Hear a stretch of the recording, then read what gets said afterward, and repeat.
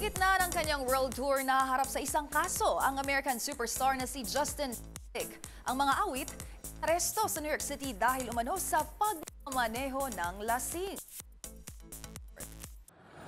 Dahil umano sa pagmamaneho ng lasing, arestado sa New York City ang pop superstar na si Justin Timberlake. Sa report ng Sag Harbor Police, hindi sumunod sa stop sign at 2 beses pang lumipat ng linya sa may bahagi ng Long Island ang 43-year-old singer. Tumanggi rin anyang sumailalim sa breath test ang Mirror's hitmaker na aminadong nakainom ng martini. Ayon naman sa ulat ng People magazine, galing dinner sa isang hotel sa Amerika si Justin bago ang naturang insidente.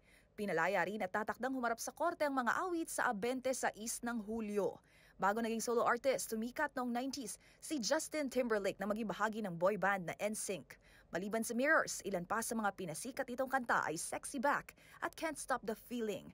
Sa ngayon, nasa gitna si Justin Timberlake ng kanyang The Forget Tomorrow World Tour na nagsimula noong Abril.